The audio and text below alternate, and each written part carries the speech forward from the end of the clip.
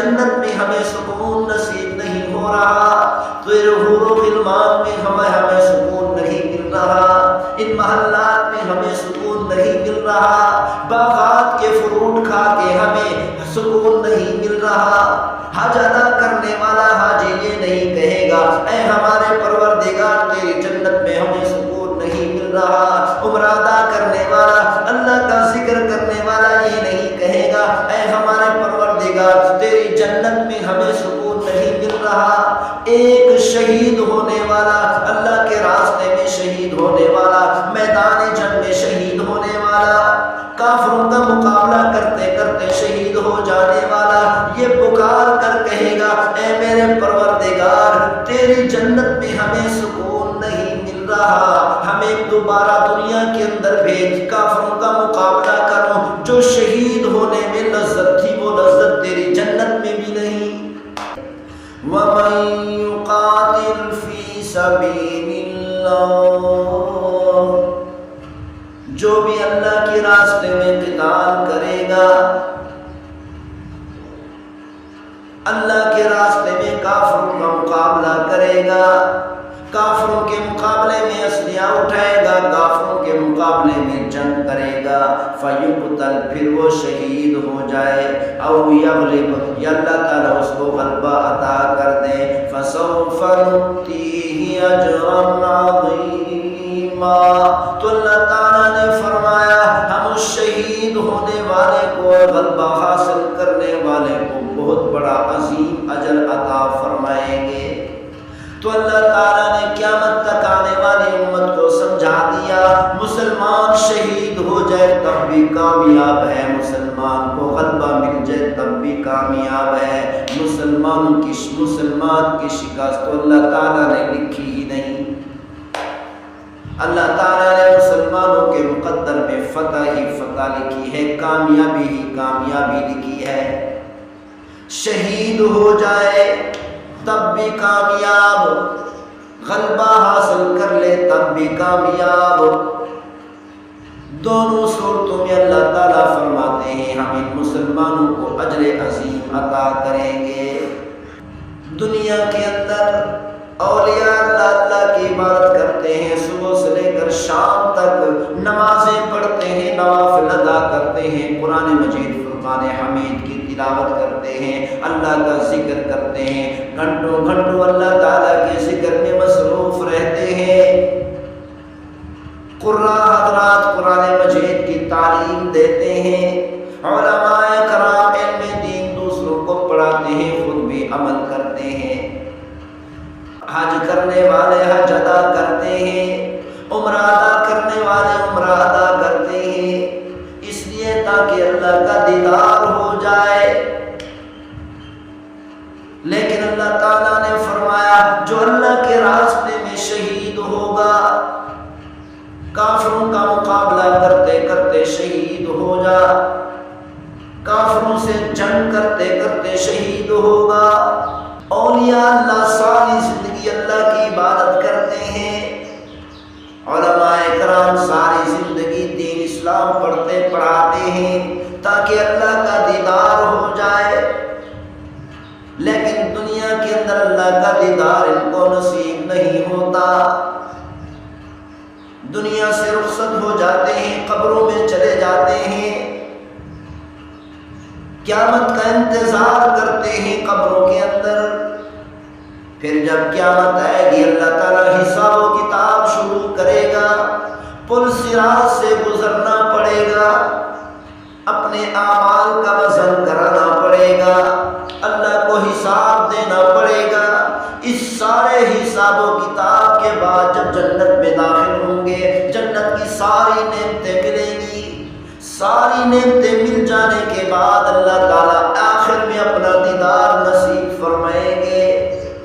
لیکن جو اللہ کے راستے میں شہید ہو جاتا ہے، کافروں کا مقابلہ کرتے کرتے شہید ہو جاتا ہے، کافروں سے جنگ کرتے کرتے شہید ہو جاتا ہے، اللہ تعالیٰ دنیا کے اندر خون کا قطرہ زمین پر گرنے سے پہلے اپنا دیدار نصیب کر دیتے ہیں۔ یہی وجہ ہے جنت میں پہنچنے کے بعد اولیاء اللہ یہ نہیں کہیں گے اے ہمارے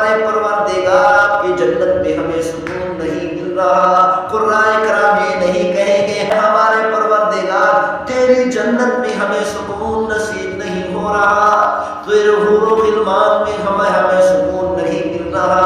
ان محلات میں ہمیں سکون نہیں مل رہا، باغات کے فروٹ کھا کے ہمیں سکون نہیں مل رہا۔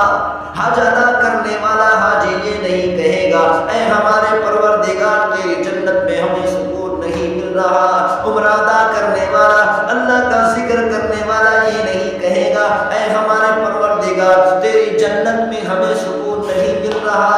ایک شہید ہونے والا، اللہ کے راستے میں شہید ہونے والا، میدان جنگ میں شہید ہونے والا، کافروں کا مقابلہ کرتے کرتے شہید ہو جانے والا، یہ پکار کر کہے گا اے میرے پروردگار تیری جنت میں ہمیں سکون نہیں مل رہا، ہمیں دوبارہ دنیا کے اندر بھیج، کافروں کا مقابلہ کرو۔ جو شہید ہونے میں لذت تھی وہ لذت تیری جنت میں بھی نہیں، کیونکہ شہادت کے وقت اللہ تعالیٰ نے اپنا دیدار نصیب فرما دیا تھا۔ ہاں جب اللہ تعالیٰ کا دیدار جنتی لوگ اللہ تعالیٰ کا دیدار کریں گے، دیدار کرنے کے بعد کہیں گے اے ہمارے پروردگار جو تیرے دیدار کے اندر لذت ہے وہ جنت کے حور و غلمان میں نہیں۔ لیکن اللہ کے راستے میں شہید ہو جانے والا اس دیدار کی لذت پہلے ہی دنیا کے اندر حاصل کر چکا، اسی لیے اللہ تعالیٰ نے ارشاد فرمایا وَمَن يُقَاتِلْ فِي سَبِيلِ اللَّهِ فَيُقْتَلْ أَوْ يَغْلِبْ فَسَوْفَ نُؤْتِيهِ أَجْرًا عَظِيمًا۔ جو اللہ کے راستے میں جہاد کرتے ہیں، قتال کرتے ہیں، کافروں کا مقابلہ کرتے ہیں، پھر شہید ہو جاتے ہیں، اللہ تعالیٰ فرماتے ہیں امن قریب ان کو اجر عظیم عطا کریں گے۔ سب سے بڑی نعمت، سب سے بڑا انعام، سب سے عظیم اجر، سب سے بڑا اجر یہی ہے کہ اللہ تعالیٰ شہید ہونے والے کو دنیا کے اندر اپنا دیدار نصیب فرما دیتے ہیں۔ تو اللہ تعالیٰ پوچھ رہے ہیں وَمَا لَكُمْ لَا تُقَاتِلُونَ فِي سَبِيلِ اللَّهِ، او مجھ پر ایمان رکھنے والوں تمہیں کیا ہو گیا کہ اللہ کے راستے میں قتال نہیں کرتے؟ وَالْمُسْتَضْعَفِينَ مِنَ الرِّجَالِ وَالنِّسَاءِ، ان کمزور مردوں اور عورتوں اور بچوں کے لیے کافروں کا مقابلہ کیوں نہیں کرتے؟